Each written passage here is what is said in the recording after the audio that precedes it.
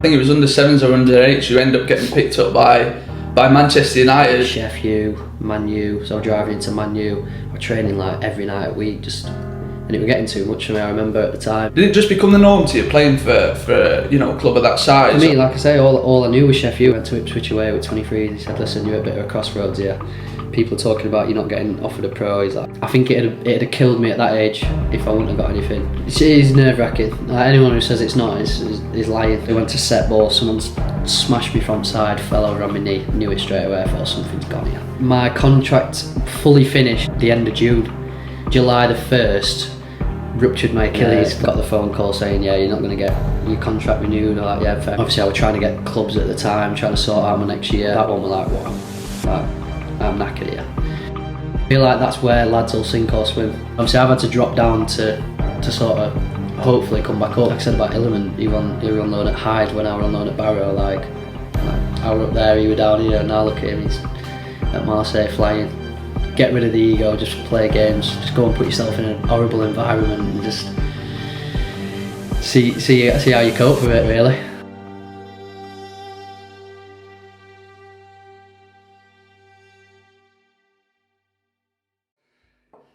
First guest of the show, first time I'm behind closed doors.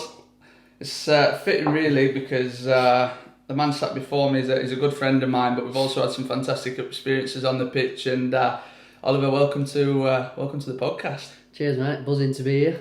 Lovely setup. So the idea for today, really, in line with what we're trying to do here at JD15, is really help advise players that have been through ultimately similar story to yourself. Try and shed advice and light on some of the more difficult areas of your career and so on. So we'll start at the very beginning, but to provide some context to the conversation, I think it's important to know where it all started for you. So what's kind of your first real memories of football growing up? Like, what's the earliest days look like for you? Oof, going back a few years now, old man. Gonna watch my brother play football from a young age, kicking a ball about on sideline, having a kick about with my granddad, my dad, and then sort of Sunday league from under 6s sort of thing.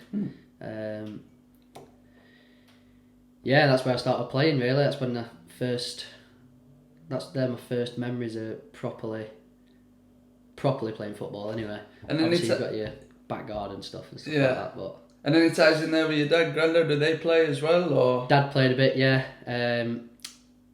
Dad, it's like Alfred and stuff like that. Mm-hmm.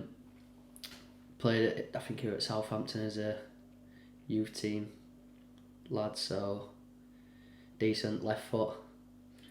Shame I ain't got one like, but yeah. Fantastic. And obviously really early on in your career, something I only found out about you recently, to be fair, I think it was under 7s or under 8s, you end up getting picked up by Manchester United, which I presume at the time is kind of, you're not aware of like the magnitude of the opportunity, but tell us a little bit about that. Is there much you remember about your time at Man U? Yeah, it were before like all the team things started coming. I think it was under 6, under 7s, under 8s. Mm-hmm. So I think you signed properly as under 9s as academy lads. So I was at Sheffield, Man U, so I was driving into Man U. I was training like every night a week, and it was getting too much for me. I remember at the time, me and another lad, Cammy Oaks, were going. It was like Monday night at Sheffield, Tuesday night driving up to, I can't remember where it was at, I think it was Huddersfield. They had like bases everywhere, Man U. So it got to a point where we were like, that's too much, just cut it back, and ended up signing at Sheffield. Do you think it's right? Because I remember growing up and there being a bit of a stigma around going to academies at too younger age. Do you think it can be detrimental to young players going in at clubs at sort of 6, 7, even younger these days as well? See, I think about this a lot, obviously, with my coaching now. Yeah, I do. I see lads come through now, and obviously when I was at that age, there were lads, when I was 18, lads coming from, they'd never been in an academy, and they had that rawness about them, that bit of, that hunger still, and they enjoyed it. Whereas I feel like academy lads get stuck in a bit of a rut. It's like, you've been the best player for 10 years and everything's focused around you, and then all of a sudden it's not. It's like, whereas I feel like if you start a bit later, you got that hunger still. So you look at that in terms of the players when you were at United. Was there many lads, from that young age? How old were you when you joined Sheffield United? 6, I think. Might have even been before that. Yeah, we used to do Saturday mornings with 6-year-old, and then obviously signed at under 9s, I think. So like 3 years, yeah. And obviously, we'll go into a little bit about what happened later on in your career, sort of at Sheffield United. But how many of the boys, stuck around? Did you become accustomed to like making friends and seeing them go and such? Because it is a bit of a revolving door in the academy system in the UK. Yeah, I feel like so from our actual core age of like under 9s, there were the main core of the group stuck together all the way through till 16s. I feel like once you're in there in an academy system, you're sort of in there, aren't you? Yeah. And then obviously lads came and went throughout. But yeah, there were a good 6 or 7 of us that just stayed right from the under 9s till 16s, I think, yeah. And are all your family, Sheffield United fans? It's your boyhood club, right? Did that kind of sink in? Did it just become the norm to you playing for a club of that size, or did you have to pinch yourself a few times, that you can remember throughout your youth career? No, I feel like because I were there from such a young age, it was just. It probably ties into your question before of, do you think it's better off joining later on? I think because I were there from a young age, it was just normal to me. Like, I didn't see it as a big thing. Whereas I think that obviously the lads that joined later on, it were like, right, this is a big opportunity now. And I don't think that ever quite really sunk in with me. I think it might help to a certain extent as well. But I think one thing that I want to ask is, having sort of been on that fringes myself, having many friends that were playing in the academy system. One thing that I want to ask you: did you ever feel yourself having to check your attitude, or did you ever feel you were getting a little bit too big for your boots? Because it is a big thing, you're there, especially in the realm of your school and your friendship groups and so on. Playing for professional clubs, it's a big thing at that age, right? Yeah, I feel like that's more of a personality thing. I don't think I were ever big time. I don't know. Some people might say different, but no, I've always been the same. And I've never been. For me, I've never really been in a position where, like I say, I never saw it as a big thing. So I would never like look at me. Which I feel like the lads that joined later on, it were like, right, yeah, I'm a big boy now, sort of thing. Do you know what I mean? They get that. But like the lads that were there from young, we had a good group, and if anyone had been like that, it'd have got knocked out here straight away. So yeah. I can see, but no, I don't think so. I think you definitely see it with some lads though, like,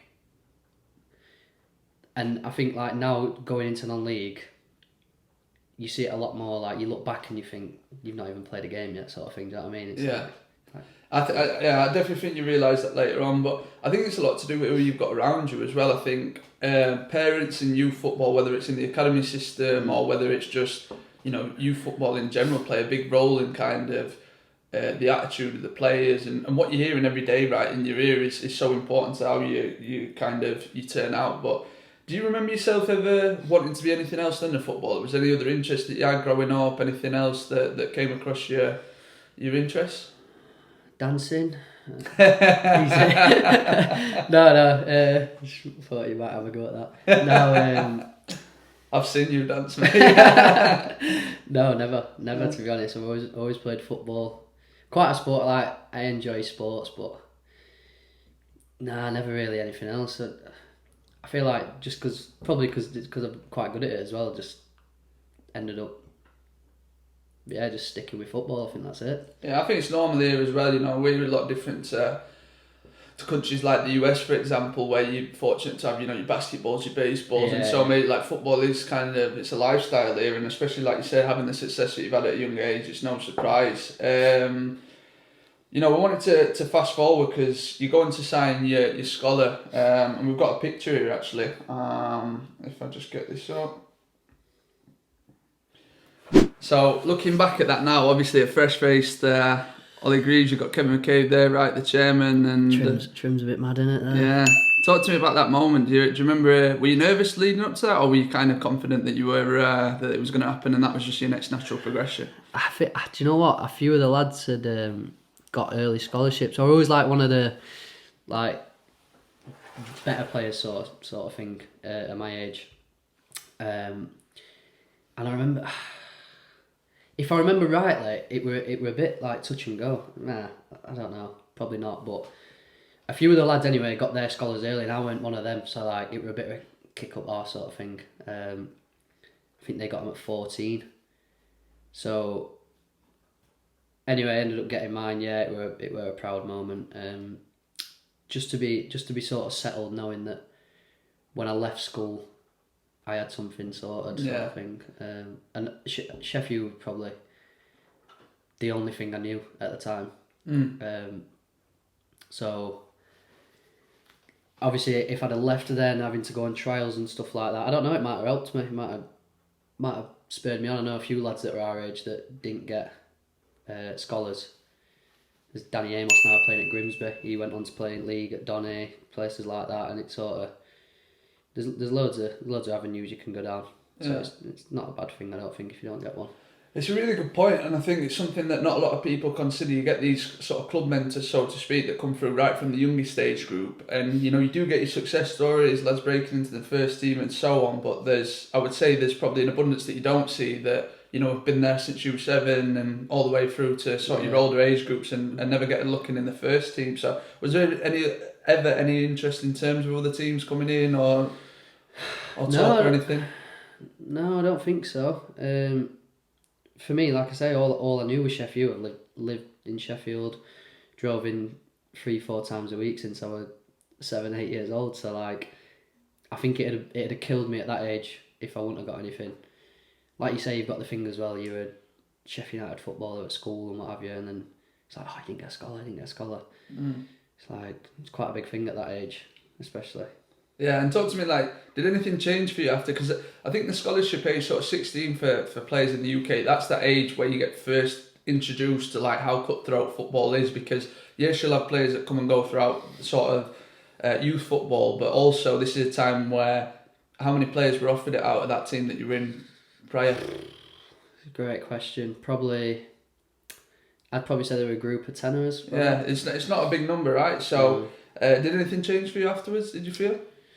No, I think you get out of that mentality of like coming in and enjoying it. It's like it's your job now. Like that's the difference. Do you think that's when it hits scholarship, or is it when you turn pro that kind of? When you're coming in full, it's when you're coming in full time. I had a little taste of it because I did my work experience with the scholar lads, and we were always quite close with a year above, like Harvey and that. So I came in for 2 weeks on their pre-season the year before.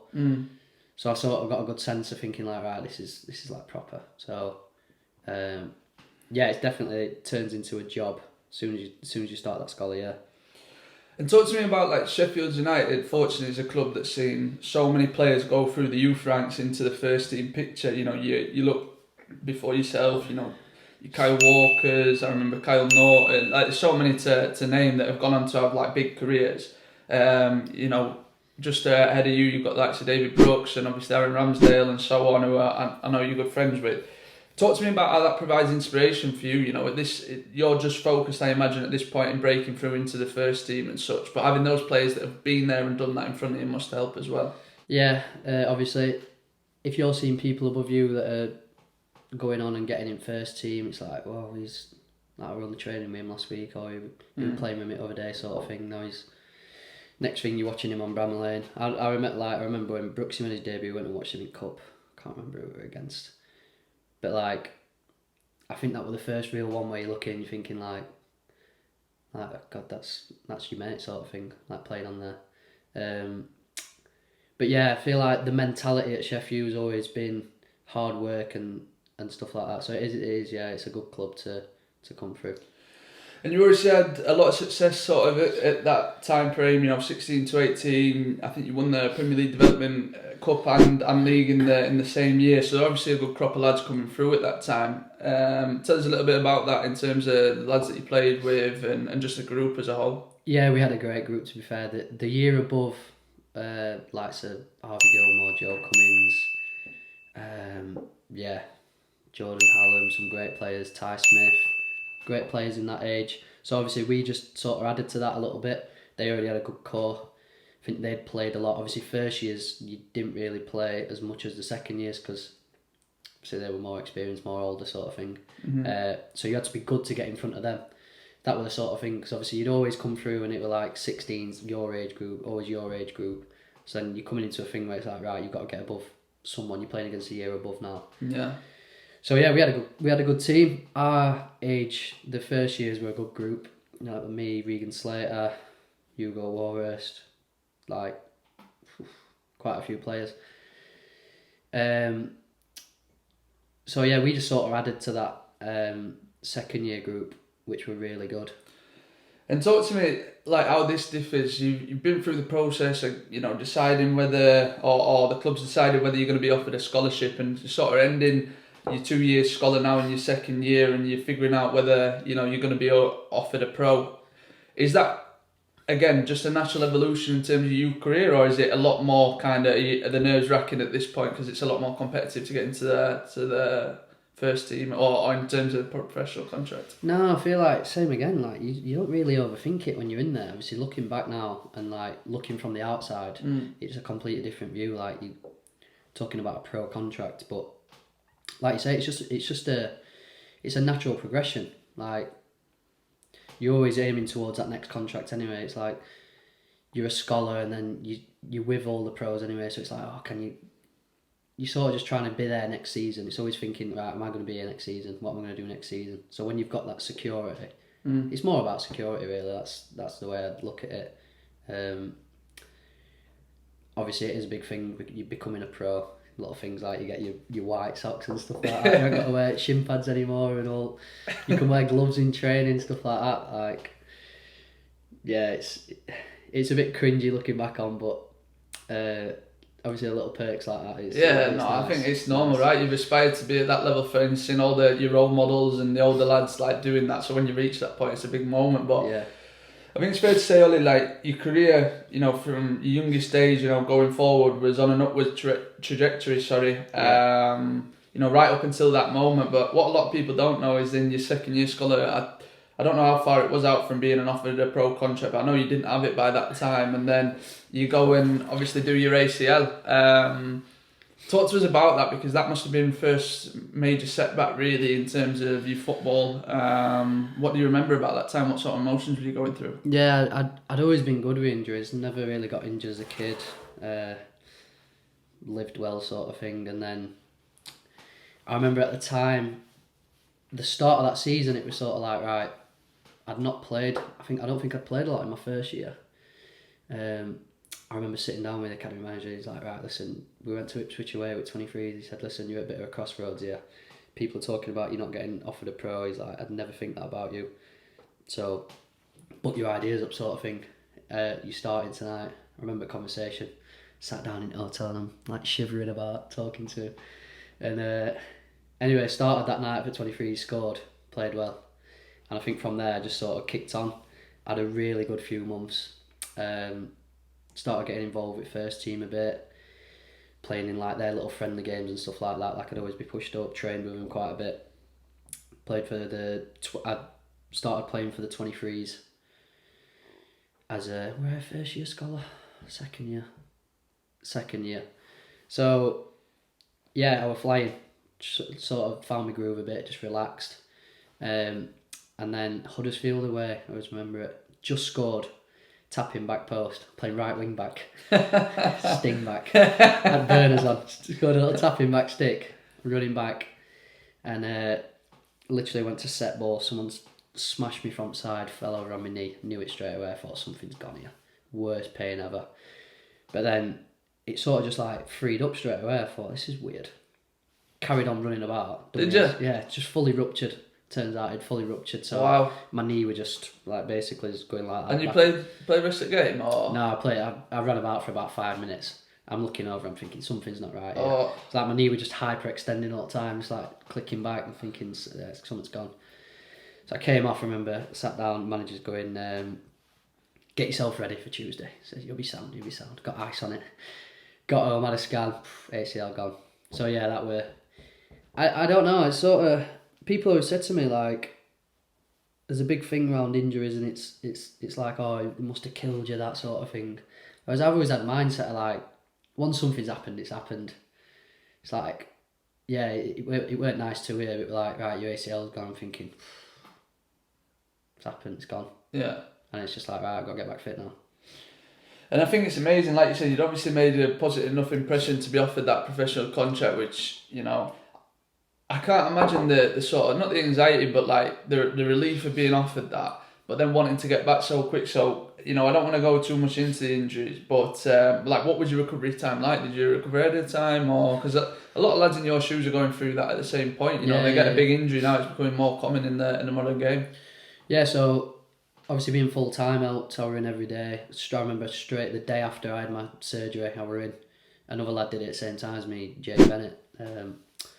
So that was lovely, to be fair, because I had a little buddy with me all the time. Yeah. He was a bit older than me, so he took me under his wing a bit. When he come in and he were having a day where he was struggling, he'd pick me up a bit, sort of thing. I'd pick him up a bit. So that obviously helped. I've also been on the flip side of that, which we'll probably talk about, on my Achilles, where I didn't have a club, and I found that so hard. Like, someday you've not got someone there telling you to do it. That's the difference. Yeah, you've got to find your own motivation, right? And I think, like you said, at this point in your career, we'll talk about your Achilles in a little bit, because this is on an upward still trajectory. You've offered your pro contract, so you've still got so much to look forward to, you know, so much in front of you. So, you know, just going back to those days, sort of 2018, I think, was when you offered your pro, right? Talk to me about the club at that point, you know, in terms of Sheffield. They were, I think, while they were coming at that point, right, they'd got the promotion from League One, Champ, and, you know, on the verge of the Prem. Talk to me about your memories of the club at that time. It must have been sort of a real buzz, no? Yeah, they were a good buzz, to be fair. The first team lads were flying. The academy were flying. Like, we'd won everything. Like, do you feel that trickles down from the first team? Do you feel you know, if they're doing well, the rest of the club kind of feels that? Oh, definitely, because at that time, no one were getting near first team. Like, couldn't get a sniff. Which is obviously because they were doing so well. They didn't need any of us, sort of thing. Like, obviously, if you're struggling, if they'd have been struggling at the time, it might have been different. A few of us might have been pushed up or whatever. But you look at that team at the time, and it's like all the best getting in front of anyone, sort of thing. Do you know what I mean? Even Brooksy was struggling to get in, I think, at that time. And you look how good he were. Like, he couldn't get near it. You know, he'd get the odd game. He couldn't get in. I don't think he got any minutes in League One, which were like, whoa. So yeah, it definitely trickles down. That, like I say, there were a good mindset around the club.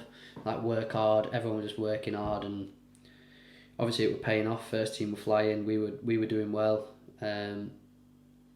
So yeah, it definitely trickled down. Yeah.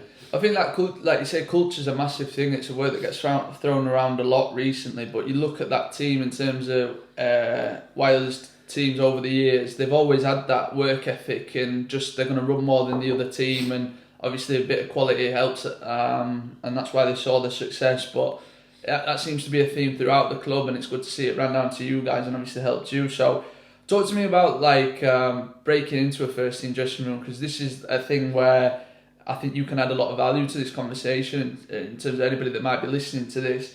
What's your attitude going into a dressing room where you've got all these players that you've watched on TV? I know you've been around the first team, you've trained here and there, but it's becoming more of a regular occurrence. What's your mindset like going into that?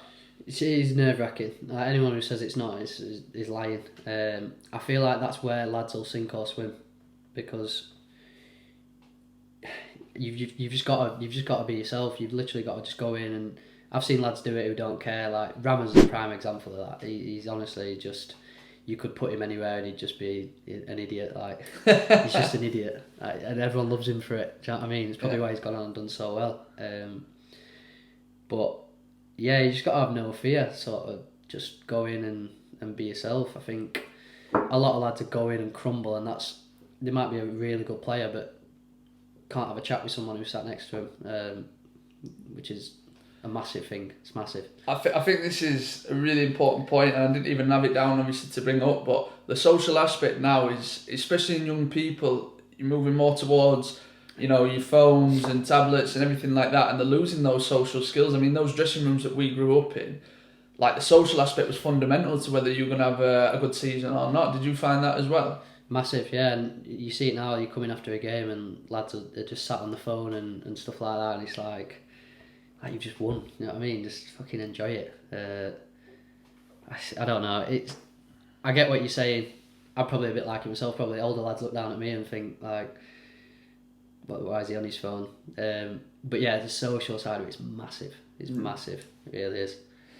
So one thing I want to mention as well. So in this time as well, I think it's towards to the end of your second year pro. You go on loan as well to Barrow. Is that right? So I think it's a big thing, and I've been fortunate enough to go into a few professional clubs, and I've asked the same question. Like, what's your opinion on kind of the loan system in the UK? Is it something that you recommend? Is it something that you think is personal? Because some lads want to keep the face in the first team picture for as long as possible and trying to force their way in this way.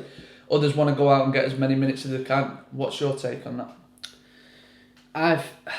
I've seen both sides of it. I think that if you go and play, then it's very good. Like obviously for me with Barrow, it was a great experience looking back. Like, I'm glad I did it, obviously, but didn't play as much as I wanted to, and it probably killed me a bit. Like coming back in Sheffield after I'd not played as many games as what I'd have wanted. And then you at a stage where it's like, what do I do now? Whereas I don't know, obviously it's worked sometimes, like you go and play games, you man up a bit. I remember when I went to Barrow, Illiman at the time was on loan at like Hyde United, which is obviously step 3. But at the time everyone was like, "Ooh, Hyde," and now look at him, he's at Marseille. So I think to just go and play games, no matter where you go, it's massive. But obviously if you go in and you don't end up playing, it can kill you. It can kill you. I remember going to Tottenham Hotspur, and they've just spent millions in terms of the new facilities and everything like that, and they call it a bit of a Disneyland for footballers, right? Because the footballers got everything they'd ever need and more, right from when they go full time at kind of 16. But they say that they're really aware of the danger in that, because when they go on loan or when they go, not everyone's going to be a Premier League footballer. So when they go into the lower league system, it's a bit of a shock going into a Hideaway or a Barrow or something like that, where you've not got everyone tending to every need and care at every second of the day. So it's a really important point that you make. So wrapping up kind of your time at Sheffield United, I think this is again another real kind of landmark in your career. You get told obviously that they're not going to carry on your contract, and then shortly after you do your Achilles. So talk to us a little bit about that order of events and time leading up to it. Yeah, it was a weird one. Like I came back from Barrow and I sort of knew that like my time were up. Like I was never going to break through, and I don't know. It's just you sort of come to a time where you're like, right, it's time for me to go. I'd obviously just been involved in that first team changing room as well at Barrow, and it's like I just wanted to get out and play games. Like that were it. But then COVID hit, so we finished in March, I believe. Still not found out whether we were getting contracts, but we all sort of knew. So we're all looking elsewhere. So I remember we finished, and then we were getting sent loads of runs to do stuff like that. Obviously, we were still getting paid, so like we had to keep showing that we were doing his work and what have you. Got the phone call. I remember I were on a field with my mate Greaves. We were running, and got the phone call saying, "Yeah, you're not going to get your contract renewed." Or like, "Yeah, fair enough, whatever, sorted." So that didn't really hit, like, because I already knew. You already had that sense, yeah. I already had it in my head, yeah. So it weren't like one of them where I found out, started crying if you wanted that story. So you're not going to get that one. But yeah, obviously my contract fully finished, so I've obviously stopped getting paid in like the end of June. July the 1st, ruptured my Achilles playing 5-a-side. Just like messing about with my mates. Literally just pushed off and my Achilles popped. So obviously, yeah, I remember sitting there at that time thinking, when I spoke about my ACL, it was like, right, just get back fit now. That one was like, wow, like, I'm knackered here. Obviously I was trying to get clubs at the time, trying to sort out my next year. And then that one just, looking back now, that really did like kill me for a year, because I had a year out of football. Yeah. So I had to do all my own rehab. Well, not only that, you're in COVID as well, right? So you've got that time off of COVID, you're not offered a pro, and then you rupture your Achilles and so on. Like, like you said, you've got a really kind of forward-thinking attitude and try and keep everything positive, but that will test anybody, you know what I mean? And in terms of, you mentioned something about that's all you ever knew as well, you know, Sheffield United, so that culmination of things, do you look back now and are you impressed with like how well you handled that given the situation? Yeah, like that, I feel like that made me like who I am today. I were always a bit like laid back sort of thing, whereas now I'm like in the gym all the time, stuff like that. I'd have never been like that before. But I feel like because I had that year out, I had to just think, I had to change and just, I were in gym every day, just started proper like living right and everything and doing everything by the book. Whereas before I were a bit, I just sort of went along with life. I was pretty laid back. But I had to, I was just on my own in real world sort of thing. So it was like, right, either get back fit or I need to start getting paid again. Like everything just sort of like comes on you at once. It's like, oof. I think that's where it's important to have a strong circle around you as well of people and a support network. But Greasy, this is one of the questions that I had on here that I think again that would be interesting to get your take on it. Do you feel like the professional academy system or club system in the UK is failing young players in terms of when they get released? Because again, bear in mind that you've been there since 8-9 years old, all the way through to, what was it, 1920? Yeah, 2021 I think. 2021, and then you just, dropped at that point. Did you feel you were looked after from that side, or do you think that they could really learn a lot from, helping that aftercare? I know they're putting a lot more emphasis in it now, but do you think that there is still room to grow in that side of things? Massive, yeah, massively. Like, I always understood the harsh side of it. Like, I remember my mum saying, they should be helping you, like, you've been there since you were a kid sort of thing, like, they should be looking after you because you're injured. So I didn't even get any treatment off Sheffield because they were just like, listen, your contract's done, you're not our player. Didn't even look after me with my surgery or anything like that. Like, so I understood. I was just like, listen, they're not going to help me. Like, it is what it is. I'm on my own. Whereas my mum was like, listen, it's harsh. Like, they should be looking after you. So I remember, like they just sort of said, no, you're not our problem. Which obviously at the time with COVID as well, they couldn't have people coming in and out of the circle. Yeah. So I understand that.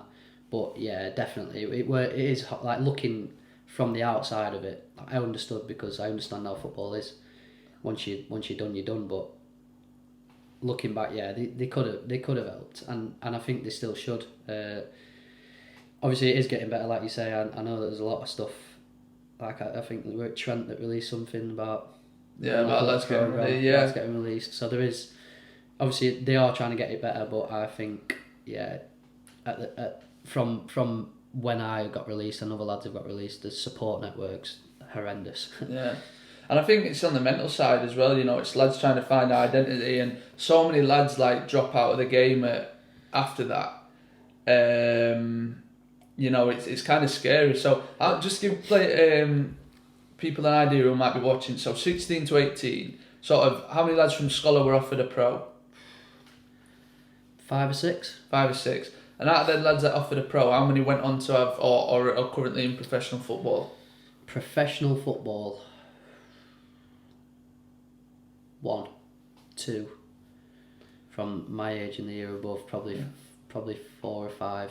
It's scary, right? Because you've got teams that sort of 30 kids in the squad and whatnot, and it is an harsh reality, but it's not a given. I mean, we've played with Boz, for example, who in England international, and Leicester's Player of the Year, and he talks about how he struggled to find full-time football after being in a club like that yourself, who coming out of the back of a Premier League club at the time in United. It's not a given that you're going to just drop in and find your feet. Everyone thinks, if you played there, then I'll just drop down to a League 1 or League 2 club and I'll still pick up a living, but that's not always the case, right? Well, like you say, you drop out of there and you think, well, I'm a Premier League footballer, but you're not. Like, you look back and you think, you've not, like I say, you've not even played a game. You've not got any right to be saying, I want to be at this level, I want to be at this level. You've literally just got to go and play games. Like, whatever level it is, just go and get that feeling back of playing games. And just go and play somewhere. Because like you say, you come out and you think, surely a League Two or you'll stay full time. But you haven't played any games, no one knows who you are, do you know what I mean? You've got to go and create a name for yourself. Yeah, and I'm a big believer in everything happened for a reason, and you went on to, I think you played for Gainsborough, maybe a few more clubs in that, but you eventually Bounced about, yeah. Yeah, and you eventually find yourself on a plane to Spain, which is where our paths crossed, and very glad that it did. Tell us a little bit about that year for you, because for me, I think even now, being a close friend of mine and whatnot, I think when you arrived there, the difference to when you left was massive. Maybe rebuilding your confidence, like you say, getting back in that full-time environment was probably a big thing for you, right? No, it was massive, yeah. Just like I look back on that with such good memories. Like it was such a good time. Yeah, like I say, when I first got out there, I was still. I did a bit of a patch, like you said before, that with Gainsborough for about 5 games, went to Matlock for 2 games. I just weren't enjoying it at all. I thought, right, I need to do something here where I'm going to enjoy it again. Getting back in that full-time environment, obviously just the routine, that was massive for me. Just training every day, confidence, good set of lads. Got me back playing again, got me back enjoying it. Like I say, you just got to play games, whatever it is, wherever it is, go and play games. Yeah, got you back scoring goals as well. I'm sure over the top of this we can put in a few of your clips from that season, because you did score a few crackers. But it kind of was a little bit of a fairy tale in the end. Maybe the regular season didn't go as how we'd liked. I think you came in can you remember what month you came in the season? November, yeah. You came in November, so still for sort of 3/4 of the year to go. We had a good team, to be fair, and maybe we didn't perform as we should do throughout the regular season. Yeah. Great at home. Yeah, great at home. Yeah, you scored a fair few goals there. Ended up finishing 4th in the league. I want to talk about this in particular because this is something that sticks out to me. So last game of the season, we were away. I forgot the name of the team that we were playing. Can you remember? No. So, what is it? 2-1 down or 1-0 down at the time? 1-0 down. 1-0 down. Yeah. Towards the end of the game, last minutes, you get a free kick. Yeah.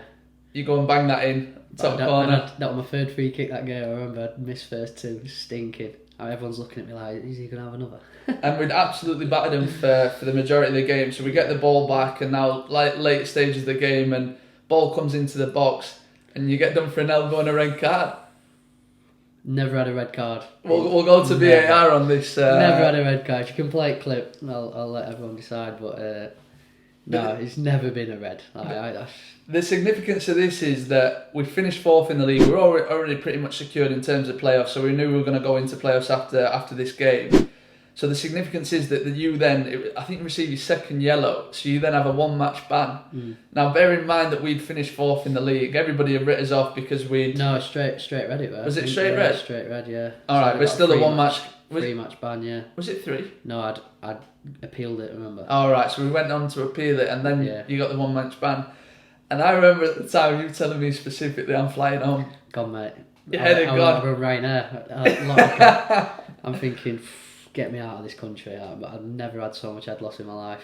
Because there's absolutely... To be fair, there's a few of us that kind of jokingly, we believe we could do something. But having finished 4th, we'd lost a fair few games away from home. And meaning that we finished 4th, meaning that we're going to have to play 2 away games to get promotion. Yeah.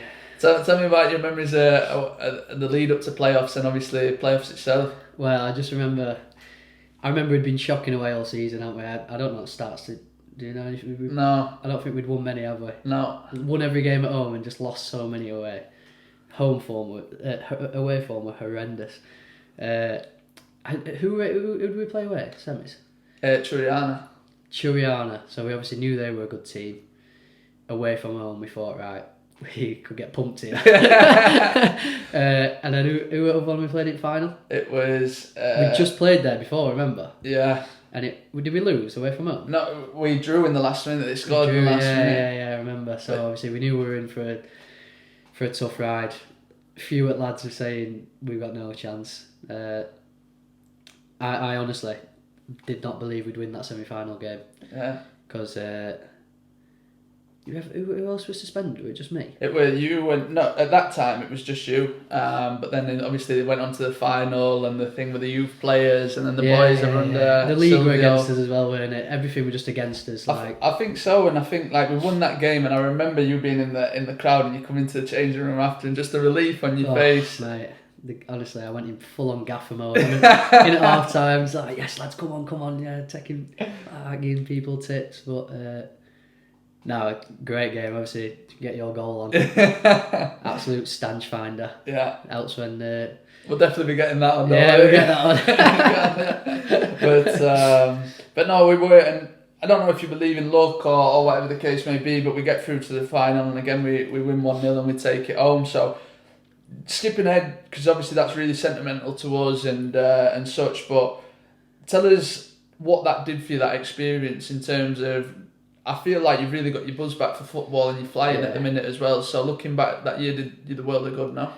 Oh, massive! Like, I took a big risk going out there. Like, obviously, it was just like it were a massive jump to just go out to Spain, and luckily, it paid off. We had, obviously, like I said, we had a great group of lads. Like, it was class. But yeah, like you say, it was sort of like a fairy tale finish. Like, we didn't think it was going to happen, and everything just sort of fell into place. Got my love back for football. Felt sharp, you know what I mean? Had that confidence back. I think confidence is a massive thing for me. I look at lads and I can just tell, like, obviously with my coaching now as well. I look at him and I think he's not confident at all. I can see it, notice it straight away. So do you think it's the job of the coach to make a player confident, or do you think a player has to find that in himself? I think you've got to find it with yourself. You could say. You speak to me in that patch where before, when I were at like Gaines with Matlock, like, I'm thinking, like, he's hammering me here, sort of thing. But looking back, he weren't. He was just that in my own head. I just weren't there. Like, I think you've just got to get that love for the game back and just enjoy it. The enjoyment in Spain. Like, obviously when we played away on them horrendous pitches, God, I went missing. When we were at home on that lovely pitch, like, it obviously helps. So yeah, enjoyment for me is massive. I always say that. If I'm enjoying a game, like, I'll be a different player. So talk to me. Obviously, we've kind of wrapped up and bringing this today. I know you played a little bit beforehand. You know, at Mikulova, where you're smashing it. Like, what's your motivation now, Ollie? You know, for the remainder of your career, what do you want to still achieve from football, and what's you driving for still? So I feel like, obviously, this is like my first full season without injuries. I had my knee done in summer, and hopefully that, touch wood, that's sorted now. So yeah, it's getting back full time now, getting back and kicking on. Obviously, I had a really good start to the season. Lads are flying. Like, I'm at a club where the gaffer's class, like, all the coaching staff are class, like, everything's just. And obviously, I've had to drop down to sort of hopefully come back up, but that'd be my message to anyone. Just don't be afraid to drop down, because it's the ego side of it. It's like, he's gone part time, he's playing here, like, who are they, sort of thing. But like I said before, confidence side of it, it's massive. Just playing, getting back into that routine of just enjoying your game, and yeah, for me, obviously, it's just kicking on and getting back in full time now, and having another proper go at it, sort of like a second bite at cherry. So last few questions for you.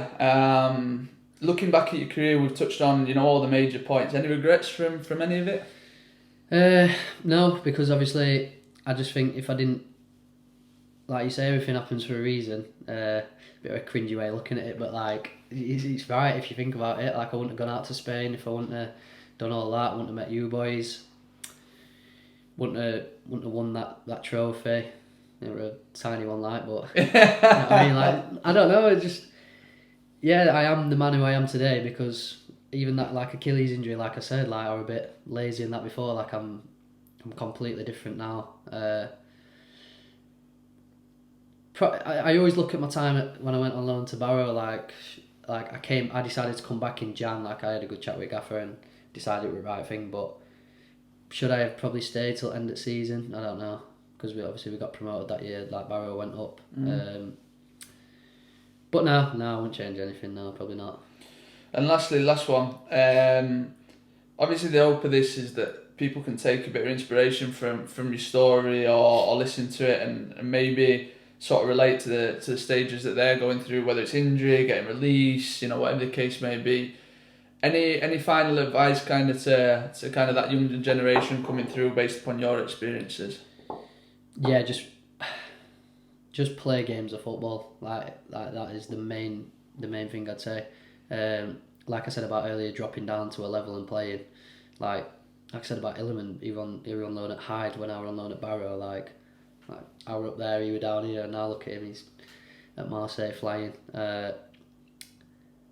So yeah, I'd just say just get rid of the ego, just play games, just go and put yourself in a horrible environment and just see how you cope with it. Really, that's what I'd say. Yeah.